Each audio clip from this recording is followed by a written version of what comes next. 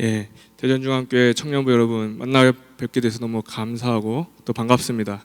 저는 홍현기 선교사라고 합니다. 예, 소개받은 것처럼 정성훈 목사님과 김방석 목사님의 어떻게 보면 친구죠. 친구자, 동역자요, 또 기도의 파트너들인데 이렇게 제가 잠시 비자 문제로 이렇게 나와 있는데 또 이렇게 초대를 해주셔서 영광스러운 자리에 오게 되었습니다. 저는 탄자니아라는 동네에서 사역을 했고 거기는 아프리카에 있어요. 아프리카에 있고 아프리카도 여러 아프리카가 있지만 동부 아프리카에 있습니다. 동부 아프리카는 인도양과 맞대고 있고 굉장히 우리가 생각하는 그런 아프리카의 이미지가 아니라 자원도 그렇고 모든 것이 풍족한 그런 나라입니다. 거기서 저는 그 유치원과 초등학교 사역을 했고 또 유치원과 초등학교는 이게 돈을 낼 수 있는 친구들이 부모들이 없기 때문에 또 그렇지 못한 친구들을 위해서 NGO를 또 해서 빈민 아이들을 교육시키는, 한마디로 저는 교육 쪽으로 선교를 계속 해왔었습니다. 그러다가 탄자니아는 아프리카의 몇 되지 않은 공산주의 국가거든요. 그래서 그런 영향으로 현재 많은 외국인들이 비자를 거부당하고 있고 저 또한 참 거부를 당해서 일단은 한국에 나와서 준비를 하고 있습니다. 그래서 언제 갈지는 모르겠지만 올해 11월에 다시 탄자니아에 가서 비자 문제를 좀 해결해보고 안 되면 또 다른 방향을 찾아보려고 준비 중입니다. 그래서 제가 했던 사역들은 일단은 다른 분에게 잘 넘겨드리고 왔는데 앞으로 그 사역을 계속 할지 안 할지는 또 가봐야 알 것 같아요. 제가 잠시 그 영상을 좀 준비했는데 잠깐 보고 말씀을 이어가도록 하겠습니다. 영상 준비되어 있으면 보여주시면 감사하겠습니다.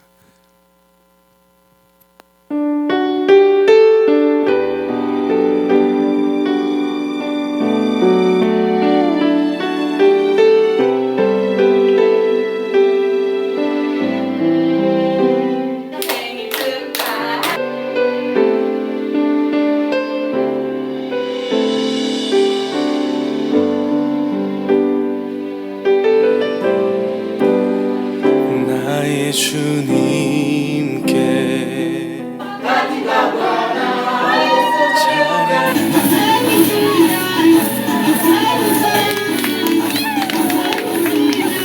크신 사랑 주임제 어두움 속에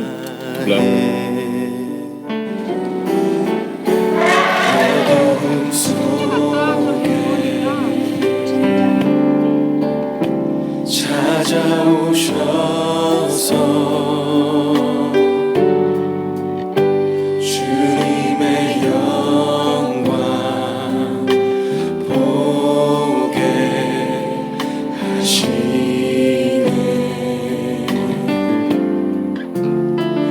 의심하는 나를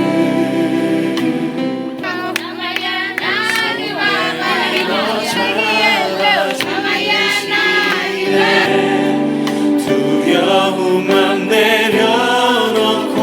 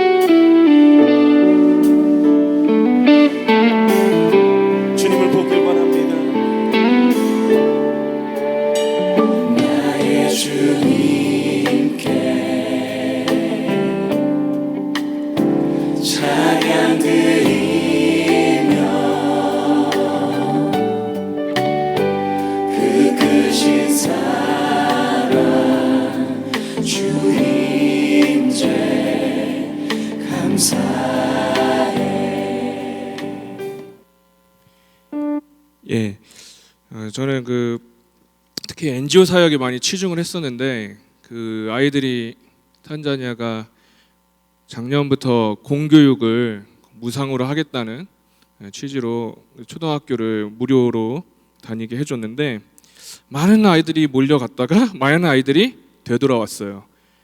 왜냐하면 너무 많이 몰려가니까 준비된 그 책상도 없고 의자도 없고 그래서 아이들이 다시 돌아왔거든요. 그래서 그 아이들을 공부시켜야 되겠다라는 마음으로 NGO를 설립해서 그 아이들을 좀 가르쳐야 되겠다는 생각을 했었습니다. 그래서 저희 교회가 NGO를 또 세워놔서 제가 파송된 교회에서 그 NGO를 이어받아서 했었고요. 또 그 아이들이 중학교를 가려고 하면 또 법이 바뀌어서 법이 자주 바뀌어요. 네, 법이 바뀌어서 그 출생 등록증이 없으면 중학교를 못 가요. 그런데 탄자니아는 그게 되게 생소한 나라거든요. 평생 출생 등록증 없이 살아도 되는 나라였는데 갑자기 또 그렇게 돼서 막 결혼할 때쯤 출생 등록증 만들고 뭐 그런 나라인데 결국에는 아이들 교육을 위해서 또 출생 등록증을 만들어주고 그런 사역을 하다가 아까도 얘기했듯이 조금 탄자니아가 정책상 굉장히 쇄국 정책을 펼치는 것 같아요. 그래서 많은 외국인들을 내보내고 있는 상황이었고 저 또한 그랬고 앞으로도 그러고 있고 지금 그런 상황입니다. 그래서 탄자니아를 위해서 많이 기도해 주시고 특별히 동아프리카권 내는 탄자니아가 중심 국가이기 때문에 따라합니다. 그렇기 때문에 그런 면에서도 선교를 위해서 계속 기도해 줬으면 좋겠습니다. 저는 오늘 제가 탄자니아 철수를 앞두고 기도하면서 하나님께서 그렇게 좀 보여주신 어쩌면 그 은혜를 여러분과 함께 나누기를 간절히 소망합니다. 근데요, 제가 정말 뭐 선교사고 뭐 목사고 그걸 떠나서 저는 정말 이 오늘의 설교가 여러분들의 삶을 정말 바꿨으면 좋겠어요. 왜냐하면 제가 그걸 깨달았는데 그 깨닫기까지 제가 선교 사역 마치는 그때까지도 몰랐다가 깨달은 건데 여러분은 그래도 저보다는 그래도 열 몇 살, 지금 나이가 많지 않아요. 열 몇 살 좀 이렇게 동생들인데 좀 빨리 알면 신앙생활에 큰 도움이 되고 더 나아가서 하나님 나라의 확장과 그 영광을 드러나는데 각각 거기가 직장이든 뭐 어디든 할 수 있지 않을까. 그래서 제가 뭐 정말 제 마음속 깊은 곳에는 여러분들이 반드시 이거는 반드시 이 말씀을 마음에 새겨야 된다. 그런 마음으로 여러분과 말씀을 좀 나누고 싶어요. 저는 여교회에 와 있는 우리 대전중앙교 청년부에 속한 청년들이 모두 하나님의 자녀라고 저는 굳게 믿습니다. 그렇지 않고서는 이 주말에 특히 지금 한 2시 정도 됐잖아요. 이거 놀러 가야지. 여기 왜 있어요? 그렇죠? 직장 다니는 사람 좀 쉬고 그런데 여기 와 있다는 거예요. 하나님의 자녀예요. 분명한 하나님의 자녀라고 저는 믿습니다. 하지만 우리가 교회에 있고 교회에 속해 있고 공동체에 속해 있어도 해결되지 않는 문제점들이 있어요. 왜 나는 죄를 버리지 못하는가? 왜 나는 죄책감을 알면서도 그것을 행하고 늘 후회하는가? 왜 나의 삶은 예수님 믿었지만 궁극적으로 바뀌지 않는가? 뭐 제가 깨달았다고 제가 뭐 바뀌었는가? 그건 모르죠. 하지만 그 원리라도 알아야 된다는 거예요. 저는 이게 너무 간절합니다. 여러분들에게도. 한 가지 격려의 말씀을 드리면 내가 왜 이렇게 살지에 대한 고민이 있다면 여러분들은 충분히 아주 충분히 신앙의 더 접근하려는 노력을 가지고 있다는 것.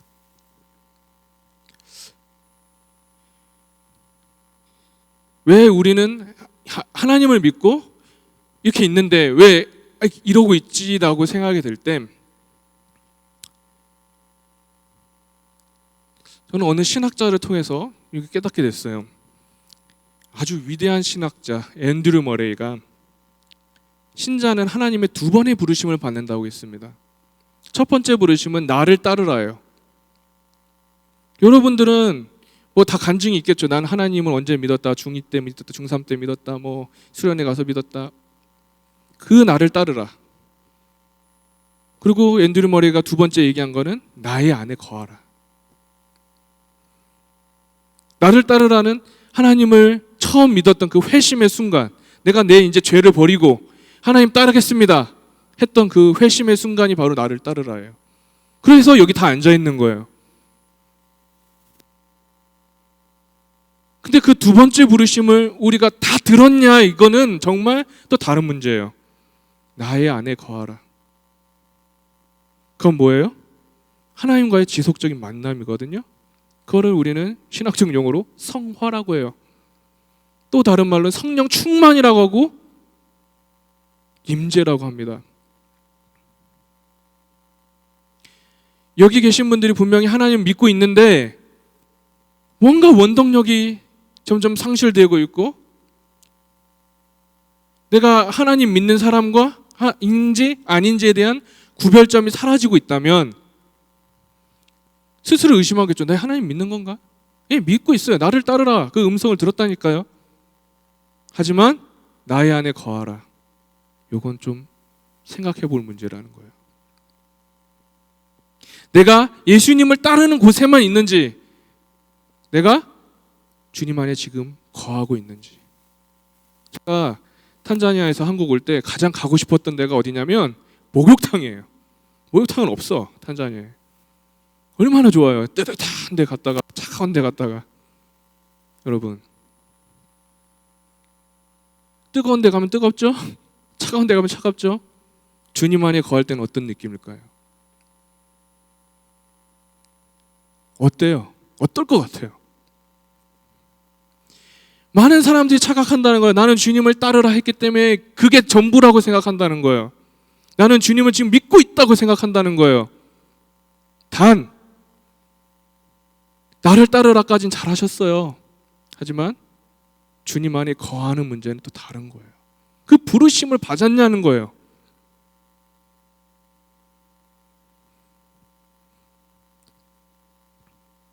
뭐 예를 들어서 우리 다 알잖아요. 수련회 자주 가셨던 분들, 수련회 갔다 오고 나서 그 마음이 얼마나 가던가요? 내가 기도 응답을 받고 나서 그 마음이 얼마나 가던가요?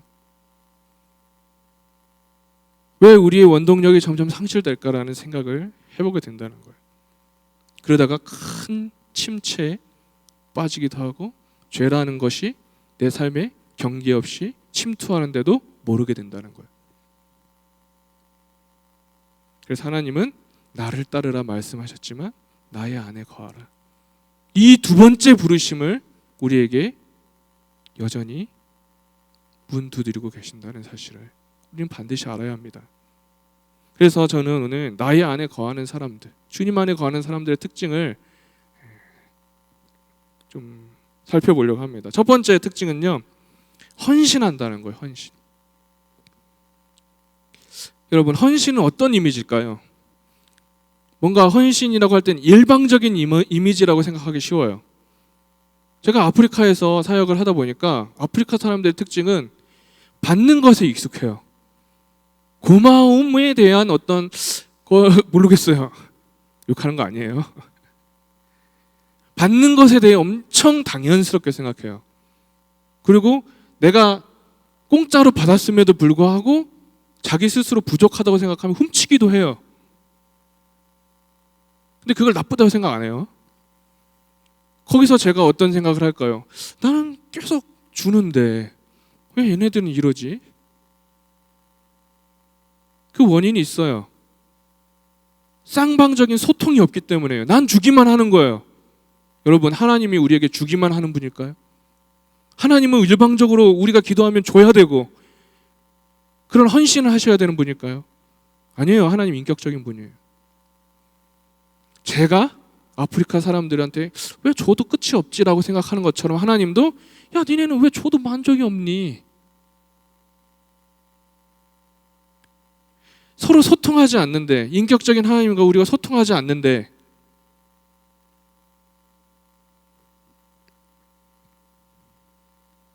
그래서 오늘 말씀에 이렇게 말하죠. 요한복음 15장 4절 상반절에 나의 안에 거하라. 나도 너희 안에 거하리라. 하나님의 임재가 그냥 일방적으로 우리에게 임하는 건 줄 알았는데 내가 주님 안에 거해야 하는, 그리고 주님이 내 안에 거해야 하는 상방적인 소통의 결과였다는 거예요. 하나님만 잘하면 되는 게 아니었다는 거예요. 나도 하나님 앞에 헌신해야 된다는 거예요. 하나님이 어떻게 헌신하셨습니까? 하나님이 우리 안에 거하는 것이 말이 쉽지 이렇게 쉬운 일이었을까요? 하나님 어떤 분이죠? 이 세상의 창조자, 주관자. 근데 우리는 어떤 존재죠? 죄인.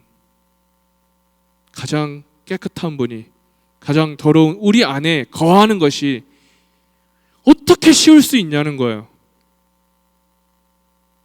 하지만 헌신하셨죠. 자기 아들을 보내시고 사람으로 만드시고, 사람 중에도 죄인으로 만드시고, 죄인 중에도 사형수로 만들고, 심지어 죽게 만들었고, 그런 헌신, 왜 그 헌신을 하셨냐는 거예요. 우리가 주님 안에 거하길 바란다는 거예요.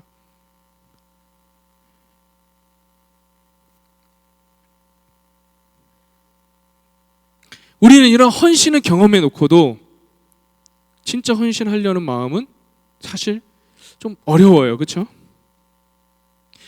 결국 복음이라는 것은, 복음 전파라는 것은 다른 사람들과의 소통의 결과인데, 내가 다른 사람과 소통을 했기 때문에 그 사람이 예수를 믿게 되는 건데, 나는 그런 헌신을 하는가?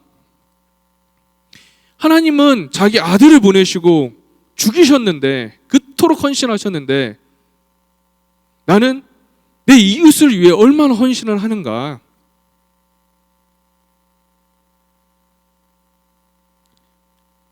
하나님을 사랑하고 이웃을 사랑해야 하는 거예요. 12제자의 모습을 보십시오.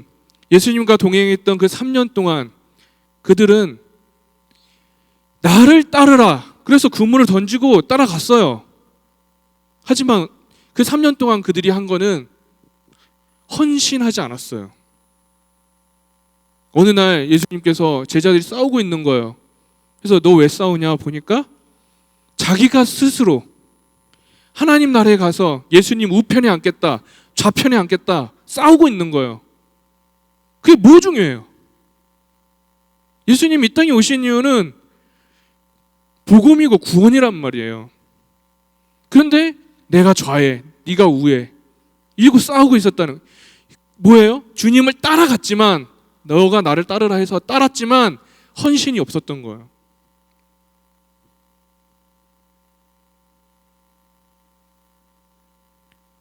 바울도 자기 모든 학식을 버리고 주님을 따랐어요.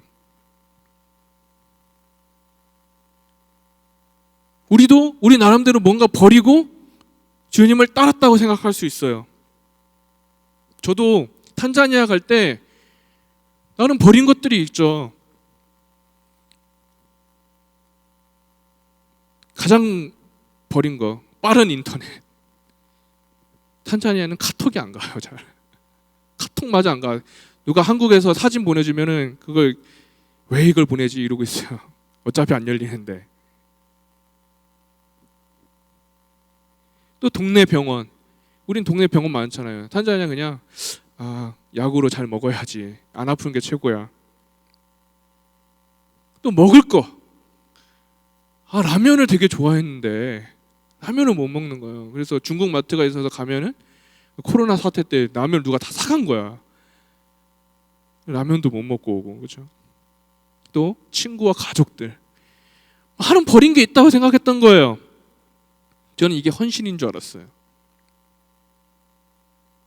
하지만 이것은 제 개인적인 것들이었어요. 그 라면 먹는 게 다른 이웃과 뭔 상관이에요? 빠른 인터넷이 뭔 상관이에요, 다른 사람? 내 편하고자 한 것들을 내가 버려놓고는 그게 헌신인 줄 알았다는 거예요. 우리 청년들도 버린 게 많겠죠. 곰곰이 생각해 보세요. 버린 게 있다 생각할지 몰라요. 하지만 내가 생각했던 그 헌신이라고 생각했던 것들이 어쩌면 세상에 속한 아주 더러운 것일 수 있다는 거예요. 너무나 그런 것들은 당연히 버려야 하는 것들을, 내가 예수 믿음으로 해서 나는 내가 지금 손해보고 있어, 내가 헌신하고 있어. 아니에요. 헌신은 내가 혼자 버리는 게 아니에요. 쌍방간의 소통 안에서 이루어져야만 하는 거예요. 나 혼자 버린 건 헌신이 아니죠. 다른 사람을 위해 뭔가 헌신하는 것이 필요하다는 거예요. 저는 청년 시절에 직장 다니는 형들, 누나들이 여름 수련회 한다고 막 휴가를 내는 거예요. 그리고 막 여름 수련회 막 휴가를 다 써. 그걸 보고 참 열심히 한다, 그렇게 생각을 했거든요. 근데 제가 커 보니까 그게 아무나 할 수 있는 헌신이 아니더라고요. 엄청난 헌신이에요. 자기의 것을 위해 사용한 게 아니라 모두를 위해 사용했잖아요. 그런 헌신이 있기 때문에 청년부가 점점 살아나고 서로 신나고 그랬던 경험이 있습니다. 보세요. 다른 일을 위해 헌신하는 것, 그것과 휴가 받아서 그냥 내 마음대로 사는 것. 뭐 휴가를 내 마음대로 사는 게 나쁘다는 게 아니에요. 또 오해할라 또. 예수님이, 하나님이 자기 자신을 우리를 위해 헌신했던 것처럼 우리도 누군가를 위해 헌신하는 쌍방적인 소통의 결과가 있어야 된다는 거예요. 바울은 이렇게 고백합니다. 빌립보서 3장 8에서 9절에 또한 모든 것을 해로 여김은 내 주 그리스도 예수를 아는 지식이 가장 고상하기 때문이라. 내가 그를 위하여 모든 것을 잃어버리고 배설물로 여김은 그리스도를 얻고 그 안에서 발견되려 함이니 내가 가진 의는 율법에서 난 것이 아니요 오직 그리스도를 믿음으로 말미암은 것이니 곧 믿음으로 하나님께로부터 난 의라. 길게 얘기했지만 결국 자기 자랑 다 버리고 주님 위해 살다, 지금 그 얘기하는 거예요. 그리고 이렇게 고백합니다. 갈라디아서 2장 20절에 내가 그리스도와 함께 십자가에 못 박혔나니 그런즉 이제는 내가 사는 것이 아니요 오직 내 안에 그리스도께서 사시는 것이라. 이제는 내가 육체 가운데 사는 것은 나를 사랑하사 나를 위하여 자기 자신을 버리신 하나님의 아들을 믿는 믿음 안에서 사는 것이라. 바울이 예수님을 따랐어요. 다메섹으로 가는 길에 예수님을 만나고 주님을 따라갔다고요. 그 초창기보다 바울의 1, 2, 3차 전도 여행 때 더 많은 사람을 사랑했었던 것 같고 실제로 그랬고, 마지막 로마로 압송될 때도 그 로마의 복음 받을 사람들을 위해 자신을 헌신했잖아요. 처음 하나님 만났을 때보다 가면 갈수록, 신앙생활이 더 가면 갈수록 하나님에 대한 사랑이 커졌고 그와 동반에 사람에 대한 사랑도 커져갔다는 것은 분명해 보입니다. 하지만 우리는 이런 내용을 알고 있지만 쉽게 변화받는 게 어려워요. 그 이유는 나의 안에 거하라. 우리가 나를 따르라, 그 음성을 따랐다니까요. 지금 부르심에 응답했다니까요. 하지만 다 알면서도 내 신앙생활이 바뀌지 않는 결정적인 이유는 나의 안에 거하라는 그 주님의 부르심에 우리가 지금 갈팡질팡하는 거예요. 시편 110편 3절에 이런 말씀이 나오죠. 주의 권능의 날에 주의 백성이 거룩한 옷을 입고 즐거이 헌신하니 새벽 이슬 같은 주의 청년들이 주께 나오는지라. 바울 한 명이 주님 안에 거했더니 이방 선교의 문이 열렸어요. 전 그렇게 생각해요. 대전중앙교회 청년부 중에 다 필요 없어요. 그 한 사람만 바뀌면은 대전이 다 바뀝니다. 그 한 사람. 엄청난 논리. 이건 정말 진리예요. 저는 헌신이 넘쳐나는 대전중앙교회 청년부 되기를 간절히 소망합니다. 두 번째로 나의 안에 거하라. 그 특징을 가진 사람은 신뢰한다는 거예요. 신뢰. 나를 따르라가 믿음으로 가능했다면 나의 안에 거하라는 주님을 신뢰함으로 가능한 거예요. 우리는 때때로 믿음이라는 우상에 빠져 있어요.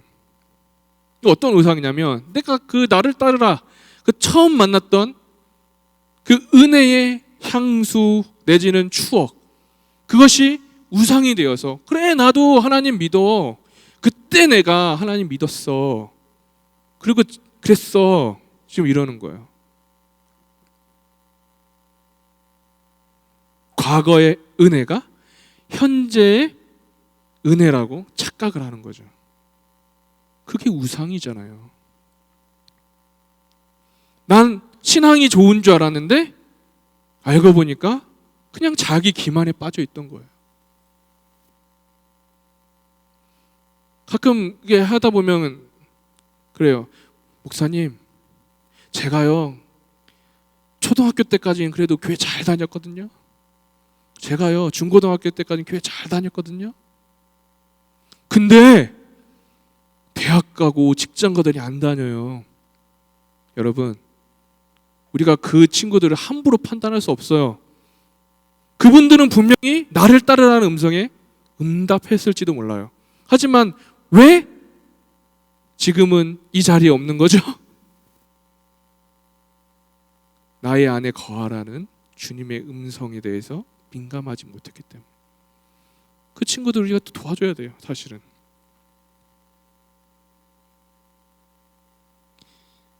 야고보서 1장 26절에 이렇게 말하고 있습니다. 무서운 말씀이에요. 누구든지 스스로 경건하다 생각하며 자기 혀를 제가 물리지 아니하고 자기 마음을 속이면 이 사람의 경건은 헛된 것이라. 여러분, 바리새인을 생각해 보세요. 바리새인들은 유대 종교 지도자들이었어요. 그들이 시장 한가운데서 기도했습니다. 오 할렐루야 막 기도했겠죠. 그 기도의 내용이 틀린 게 있었을까요? 누가 들어도 정말 율법적이고 교리적이고 멋있는 기도였을 거라는 거예요. 근데 예수님이 그들의 모습을 보시고 어떻게 하시죠? 칭찬하셨나요? 오히려 이렇게 말씀하시죠. 회칠한 무덤이다. 회칠한 무덤이다. 너의 신앙은 죽은 거야. 너의 신앙은 썩은 거야.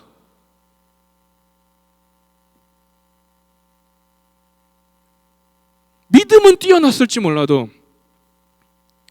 예수님을 신뢰하지 않았잖아요.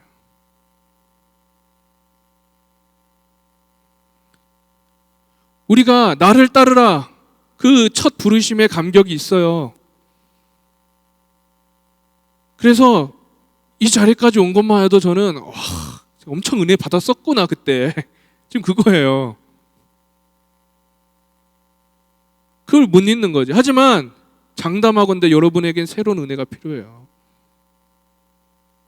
나의 안에 거하라.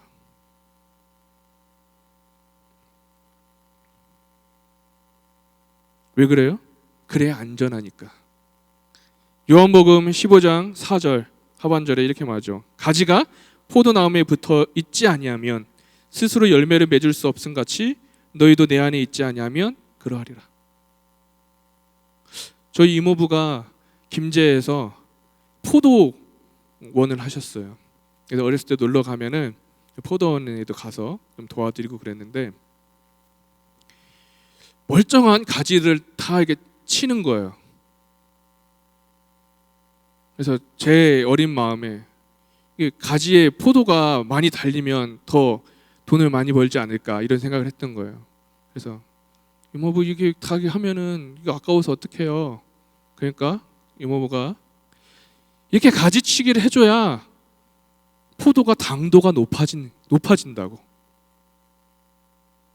버릴 건 버리는 거고 붙어 있게 할 거는 붙어 있어서 그 당도가 더 강한 상품을 만들어내는 거죠.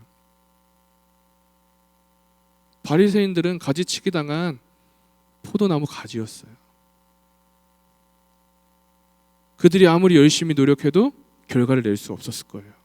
하지만 우리가 주님 안에 붙어 있다면, 다른 말로 뭐예요? 신뢰한다면 우리는 우리의 당도가 점점 높아져 가는 거죠.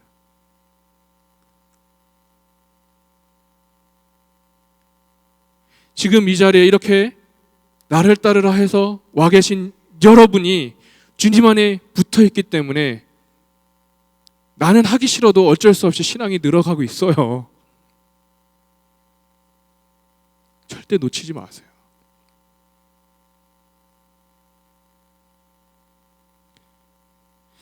제가 제 선교 사역을 돌아볼 때 저는 단언컨대 이런 생각합니다. 난 내 스스로 사역을 했다. 하나님 없이도 한번 해보려고 했다. 좀 그런 생각을 돌아보니까 많이 하게 됩니다. 제가 주님을 따르라는 음성에 순종했고, 그래서 탄자니아에 갔고, 주님께서 나를 불러주셨다는 것에 대해서 너무나 확신이 있었기 때문에 그것이 저의 자랑이 되기도 했어요. 제가 파송 받기 전에 금요철화 때 기도할 때 하나님이 저에게 들려주신 음성이 있어요. 제가 탄자니아에 대해서 어떡하죠? 막 이러고 있는데 하나님께서 네가 사랑하는 게 아니고 내가 사랑하는 거야. 그 말이 뭐예요?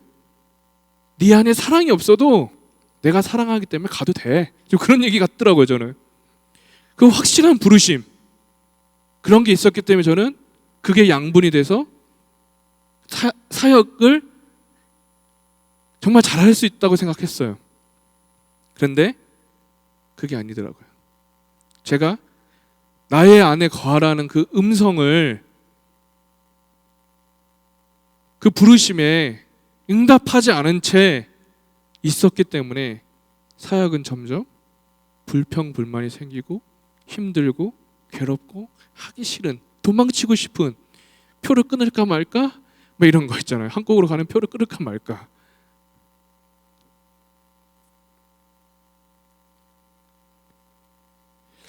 하나님 주님 안에 거하는 사람은 신뢰함이 있어요.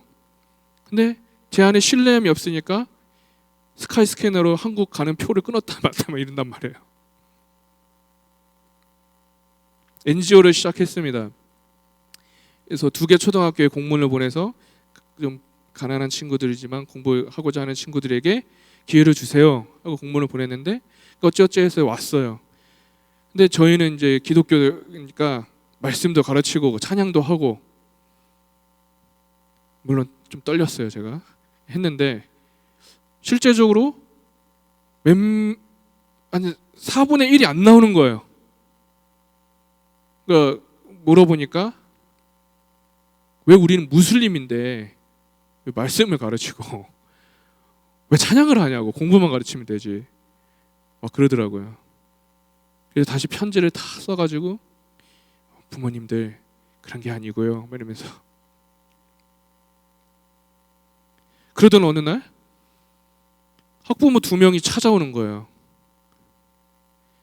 탄자니아는 문화가 뭔가를 따지러 올 때 굉장히 잘 차려입고 와요. 왜냐면 쟤한테 지면 안 되거든, 내가 이걸로, 겉모습으로. 그래서 저기서 2명이 애들 손잡고 오는 걸 보길래 제가 도망쳤습니다. 분명 저 부모는 나를 종교적인 이유로 고소할 거다. 탄자니아는 고소 문화가 되게 발달돼 있어요. 그래서 왜 종교 강요하느냐 이러면서 고소할까 봐 제가 도망갔어요.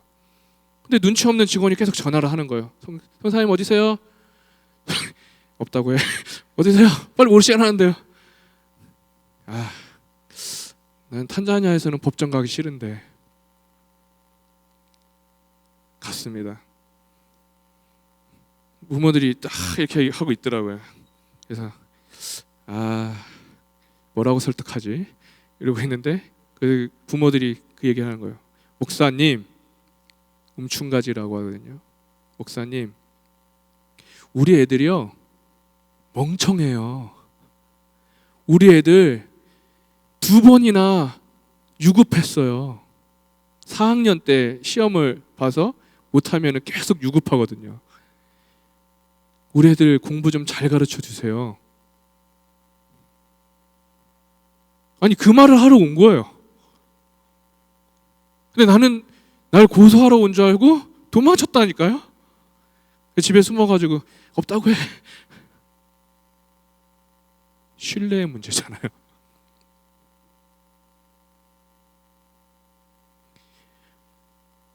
교육부라는 제가 학교를 했기 때문에 교육부에서 감사가 나와서 저한테 얘기하더라고요. 학부모들의 불만 사항을 해소할 수 있는 학부모 회의를 여세요.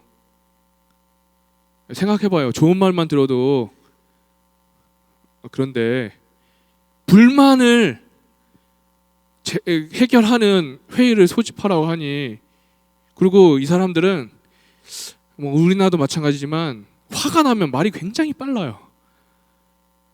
제가 스와힐리어를 잘 못 알아듣기 때문에 내가 할 수 있을까? 그래서 한 일주일 전부터 막 긴장되고 막 떨려가지고 전전긍긍했어요. 그리고 마침내 날이 밝았습니다. 제가 못하잖아요, 스와힐리어를. 그렇게 빨리 말하면 못 알아들어요. 근데 난 가만히 있는데 자기네끼리 막 하는 거예요. 그러더니 좋다고 하고 끝나고 갔어요. 저는 아무것도 나선 게 없는데 본인들끼리 대안을 제시하고 좋은 걸 찾고 그냥 간 거예요. 그렇구나. 스왈리어도 못하고 그 나라의 문화도 이해 못하는 나라는 존재가 이 문제를 해결할 거라는 생각을 했던 것 자체가 교만인 거예요. 주님을 신뢰하지 않았다는 증거잖아요. 나는 왜 그렇게 살까? 여러분, 출애굽한 이스라엘 백성이 가나안을 향해 가고 있는데 어느 날 불뱀에 물리는 사건이 일어납니다. 그래서 다 죽어가는 거예요. 그때 응답받은 자가 놋뱀을 만들고 그 놋뱀을 바라보는 자는 산다고 했어요. 여러분 어떻게 하겠어요? 지금 당장 죽게 생겼어요, 그렇죠? 그러면은 바라볼까요, 안 바라볼까요? 바라보는 거 돈 들어요? 시간 들어요? 이게 하면 아파요? 근데도 바라보지 않은 사람이 있었어요. 그게 뭐예요? 신뢰의 문제죠. 내가 이렇게 고개 들어서 바라보는 것조차 못할 정도로 주님을 신뢰하지 않는 거예요. 근데 그 상태가 바로 제 상태였다는 거죠. 이거 말고 부끄러워서 얘기 못하는 게 너무 많아요. 여러분은 어떻습니까? 놋뱀 만들어주면 쳐다볼 거예요, 안 볼 거예요?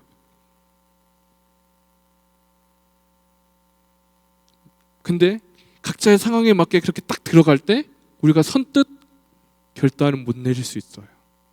그 원인은 너무나 간단합니다. 주님 안에 우리가 거하지 못하기 때문에.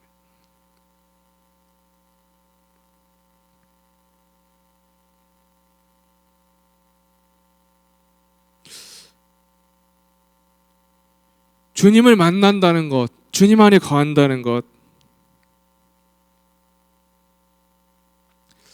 그것은 사실 어려워요.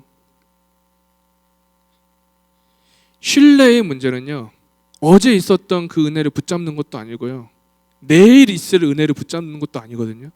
지금 당장 이 순간, 저로 따지면 말씀을 전하고 있는 저도 지금 이 순간에 은혜를 받아야 되는 거거든요. 교회 문 밖을 나가도 그 순간 교회에서 받았던 은혜가 아니라 그 순간순간 내려지는 은혜가 필요한 거거든요. 그게 주님만이 거하는 거거든요. 아까도 얘기했듯이 우리는 믿음의 우상이 있어요. 나는 잘한다 생각하는 거예요. 지금 나와 함께 하시는 하나님을 붙잡는 게 너무 어려워요, 사실. 왜 어렵냐? 매일매일 반복된다고 생각하거든요, 우리의 삶이. 오늘 안 하면 내일 아니면 뭐 그 다음날.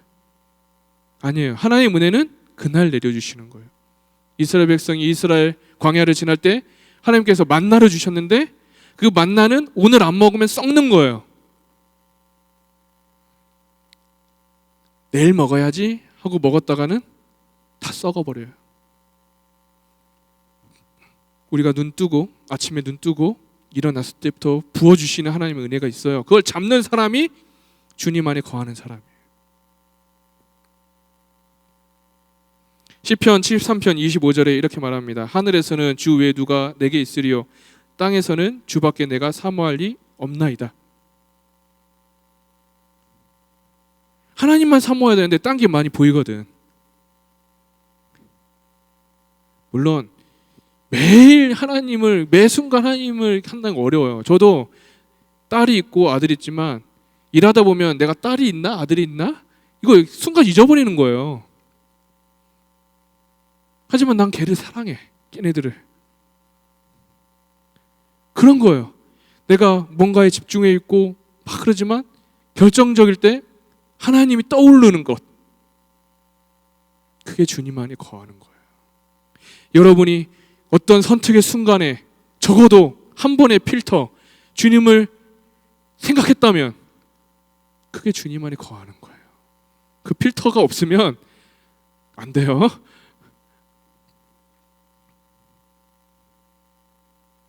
맹신과는 다릅니다. 맹신은 합리성이 없어요. 그냥 맹목적으로 믿지만 신뢰는 주님과 소통 안에서 이루어지는 거예요. 매일매일. 저는 하나님을 신뢰하는 사람들이 많아지는 우리 청년부 되기를 간절히 소망합니다.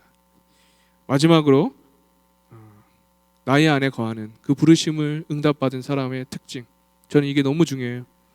바로 기쁨입니다. 기쁨. 나를 따르라는 죄에 대한 슬픔이었다면 나의 안에 거하라는 은혜의 기쁨인 거예요.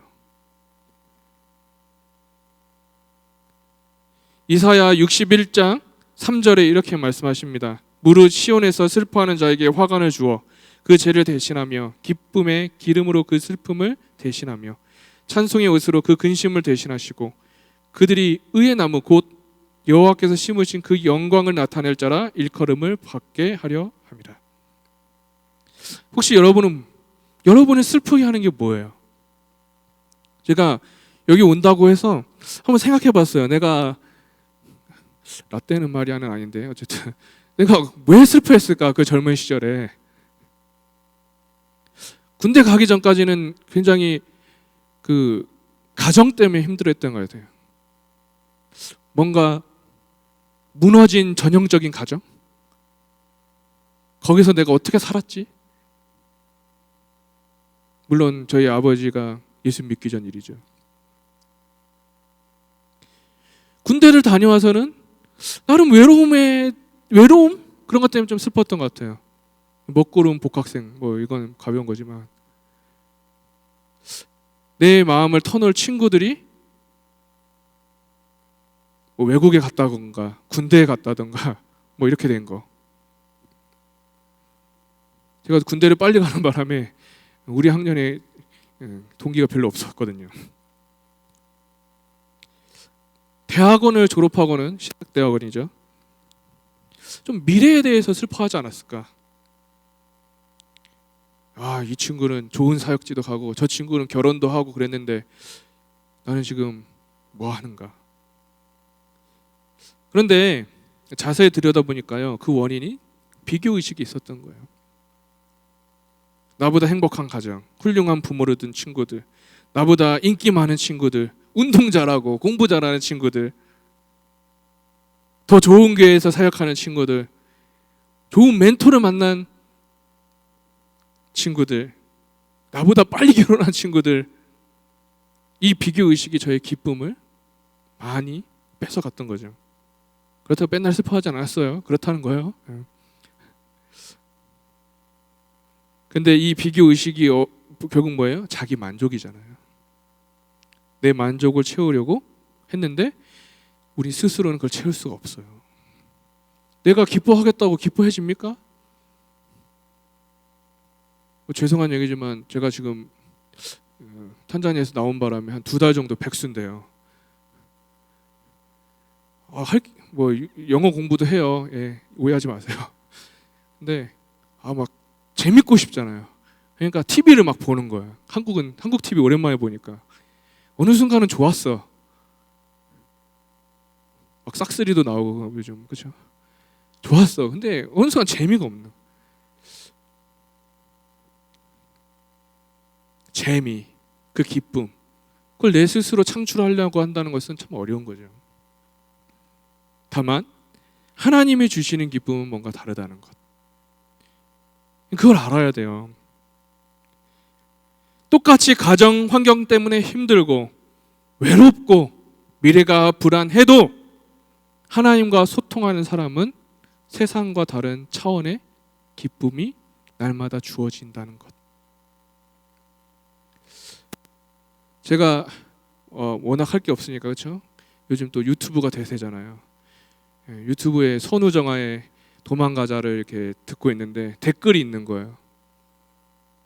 우리의 아버지가 사업이 망했고 그래서 대학 다니다가 갑자기 일을 하게 됐고 너무 힘들고 그렇다고 선우정아 그 도망가자라는 노래에 딱 댓글이 있는 거예요. 제가 웬만하면 로그인 안 해서 이렇게 댓글 안 달아요.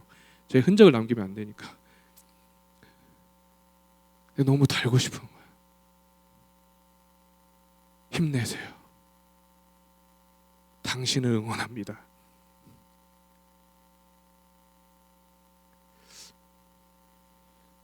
우리가 힘든 상황이 있죠, 당연히.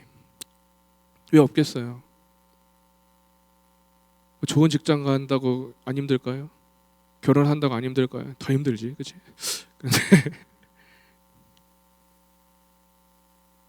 그런 힘든 상황 속에서도 우리가 붙잡아야 될 정말 변함없는 진리는 하나님이라는 거예요. 그러면 내 의지와는 상관없는, 그래요, 진짜 거짓말이라고 생각할지 모르겠지만 내 의지와는 상관없는 기쁨이 생깁니다. 내 상황과 상관없는 기쁨이 생깁니다. 나를 따르라 했을 때의 그 기쁨이 아니라 다른 차원의 기쁨이 생깁니다. 그걸 경험했냐는 거예요. 그걸 경험하고 계시자는 거예요. 이게 안타까운 거예요. 이게 하나님을 믿는 사람은 기뻐합니다. 빌립보서 4장 4절 주 안에서 항상 기뻐하라. 내가 다시 말하노니 기뻐하라. 기뻐할 수 없는데 어떻게 기뻐합니까? 이 말씀을 전한 바울은 감옥에 있었어요.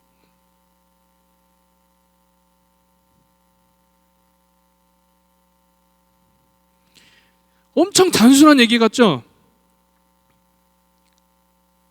경험한 사람은 다르다는 거예요. 저는 이 사실을 신학교 다닐 때도 몰랐고 군대 있을 때도 몰랐고 부목사 사역할 때도 몰랐고 심지어 저번 탄자니아 땅에서 사역할 때도 몰랐어요.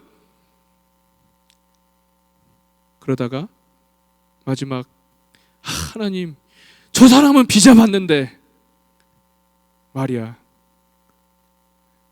저 사람은 저렇게 있는데 말이야 할 때, 내 안에 기쁨이 하나도 없을 때, 그때 이걸 딱 경험했을 때 그 느낌, 기뻐할 수 없을 때 기뻐할 수 있는 힘이 생기는 그 원천, 나의 안에 거하라.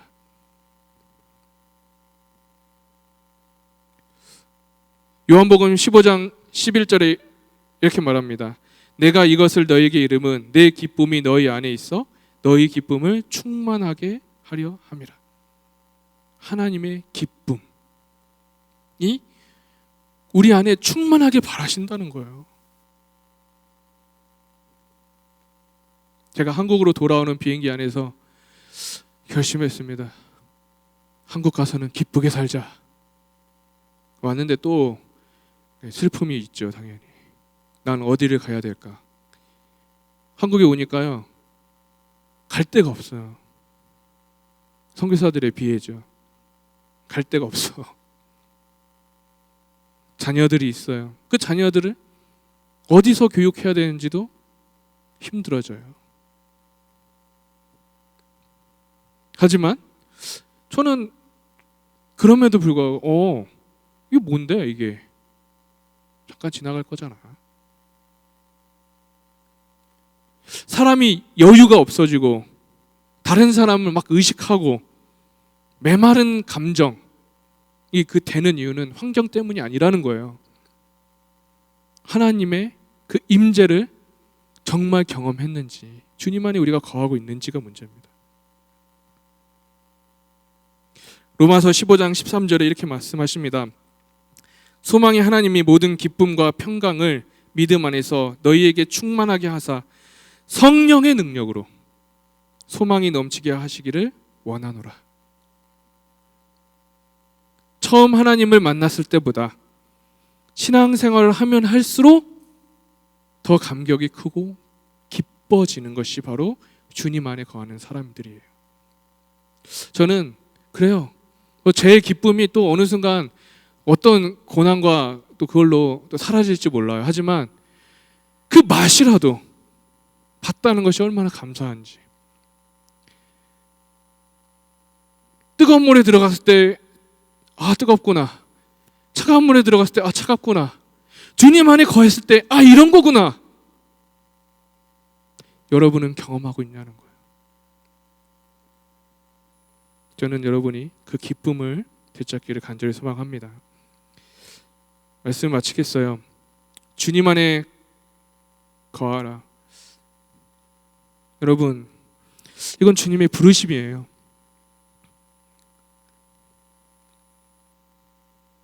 주님 안에 거하는 사람은 헌신합니다. 신뢰하고요, 기뻐합니다. 나를 따르라 했을 때 그 순종한 것도 너무 귀하지만 나의 안에 거하라 했을 때 그 부르심에도 우리가 지금 순종해야 돼요. 지금 주님의 그 임재함을, 성령 충만함을 매일매일 누리는 대전중앙교회 청년부 되기를 간절히 소망합니다. 우리 잠시 기도하도록 하겠습니다.